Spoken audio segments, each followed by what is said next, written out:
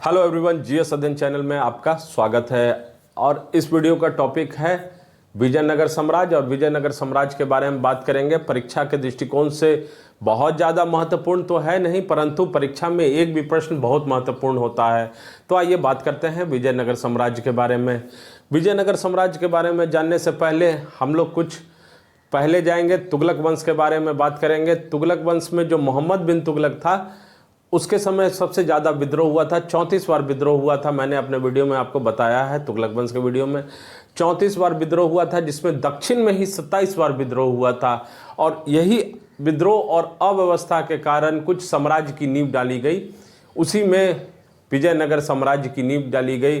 दो भाइयों के द्वारा, हरियर एवं बुक्का नामक दो भाइयों के द्वारा विजयनगर साम्राज्य की नींव डाली गई।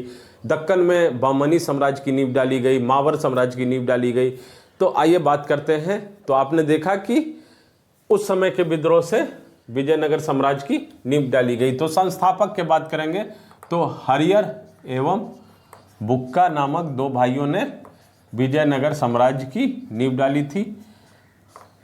और इसे प्रेरणा कहाँ से मिली थी और किसका आशीर्वाद मिला था? तो ब्राह्मण विद्वान थे माधव विद्यारण्य एवं वेदों के प्रसिद्ध भाष्यकर थे, टीकाकर जिसे बोला जाता है, सायन। उनके आशीर्वाद और प्रेरणा से इन्होंने क्या किया कि विजयनगर साम्राज्य का स्थापना की थी। तो प्रेरणा किससे मिली थी? माधव विद्यारण्य एवं सायन के प्रेरणा या आशीर्वाद से कहेंगे।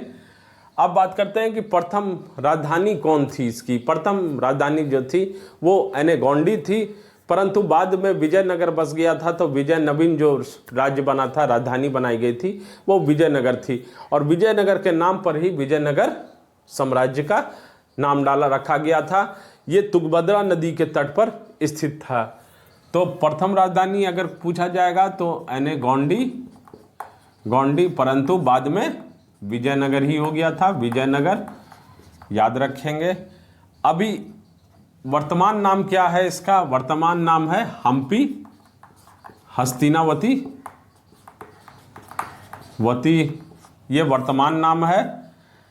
और इसका स्थापना 1336 ईस्वी में ही हो गया था। कब हुआ था स्थापना? 1336 ईस्वी में। विजयनगर पे 4 राजवंशों ने शासन किया था, परंतु 3 बहुत प्रमुख राजवंश थे।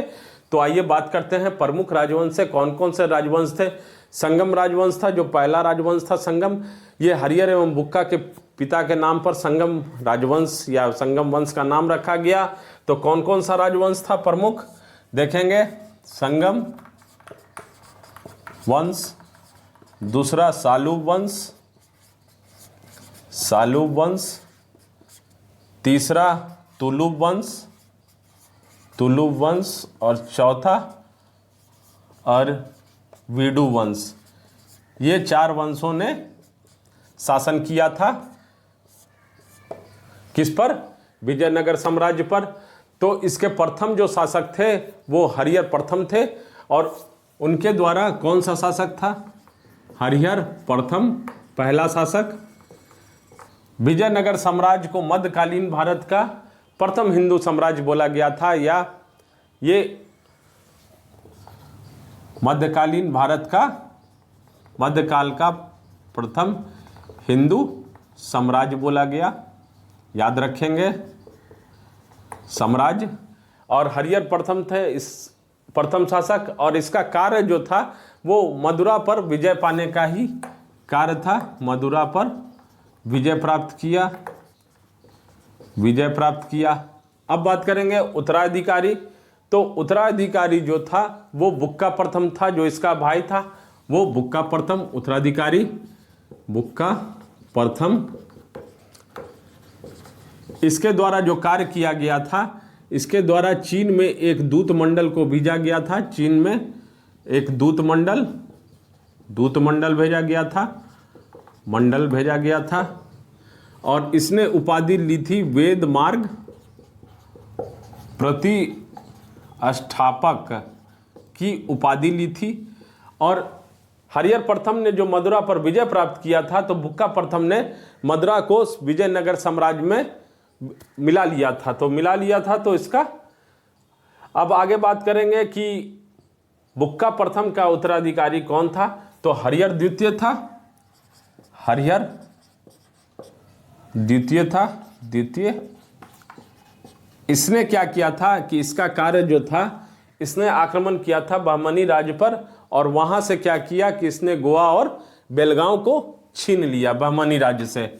इसकी सबसे बड़ी उपलब्धि क्या थी, कार्य नहीं बोले, बहमनी राज्य से बेलगांव एवं गोवा को छीनना, बेलगांव एवं गोवा को छीनना, याद रखिएगा किसका कार्य था, हरिहर द्वितीय के छीनना। इसके बाद बात करेंगे जो इसका अगला शासक था वो देवराय प्रथम था। देवराय प्रथम, इसने क्या किया था, इसने संरक्षण दिया हुआ था किसे, हर विलासम के प्रसिद्ध कवि, तेलुगु के प्रसिद्ध कवि श्रीनाथ को। इसने हर विलासम के प्रसिद्ध कवि किसे, श्रीनाथ को। और इसी के समय एक यात्री आया था, इटालियन यात्री था, जिसका नाम था निकोलो कॉन्टी। 1420 में निकोलो कॉन्टी, इटालियन यात्री। परीक्षा में प्रश्न पूछा जाता है कि इटालियन यात्री निकोलो कॉन्टी किसके शासनकाल में आया था, तो देवराय प्रथम के शासनकाल में। और इसी के समय इस पर आक्रमण किया था फिरोज बहमनी ने, और इसे पराजित कर दिया था। परंतु देवराय प्रथम ने क्या किया कि अपनी बेटी का विवाह फिरोज के साथ कर दिया था, फिरोज बहमन के साथ कर दिया था। तो अभी तक हम लोगों ने बात किया देवराय प्रथम के बारे में। अब उसके बाद जो अगला शासक विजयनगर साम्राज्य पर बैठा वो देवराय द्वितीय था। देवराय द्वितीय था। इसे गजबेटकर नाम से भी जाना जाता था। गजबेटकर का अर्थ होता है हाथियों का शिकार करने वाला। तो कौन सा उपनाम था ये, गजबेटकर के नाम से भी जाना जाता था, टकर के नाम से भी जाना जाता था, याद रखेंगे। इसी के समय ईरान का राजदूत, फारस का राजदूत जो था अब्दुल रज्जाक, इसी के शासनकाल में विजयनगर आया था, और विजयनगर को दुनिया का भव्य साम्राज्य इसने बताया था। ईरान का राजदूत याद रखेंगे कौन, अब्दुल रज्जाक विजयनगर आया था। और इसने क्या बताया था, याद रखिएगा, इसने दुनिया का भव्य साम्राज्य बताया था विजयनगर को। इसके बाद जो इसका अगला शासक था वो मल्लिकार्जुन था। मल्लिकार्जुन, और इसे पौड़ देवराय भी कहा जाता था। पौड़ देवराय के नाम से जाना जाता था, पौड़ देवराय। अब जो संगम वंश था उसका जो अंतिम शासक था वो था विरूपाक्ष द्वितीय। कौन था अंतिम शासक, विरूपाक्ष द्वितीय। इसके समय में क्या हुआ, ध्यान दीजिएगा कि इसके समय में, विरूपाक्ष द्वितीय के समय में आंतरिक विद्रोह भी हो गया और बाहरी आक्रमण भी हो गया था, और ये दोनों से जूझ रहा था। उसी समय चंद्रगिरी के गवर्नर जो था सालुव नरसिंह, कौन, चंद्रगिरी का गवर्नर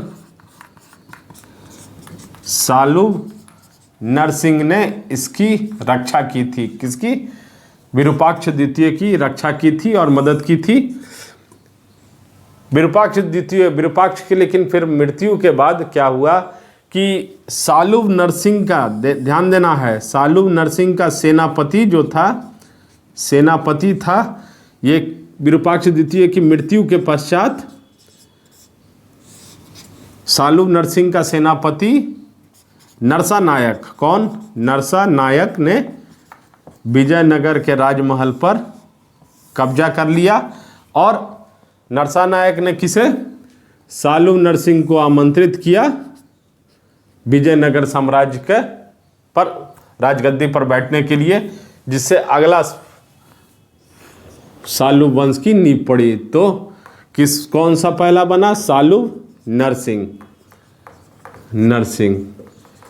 इसकी मृत्यु के बाद इसका पुत्र इमाडी नरसिंह जो था वो विजयनगर साम्राज्य का राजगद्दी पर बैठा, परंतु ये एक अल्पायु था और इसका संरक्षक कौन बना? नरसा नायक। परंतु नरसा नायक ने क्या किया कि उचित समय देखकर विजयनगर साम्राज्य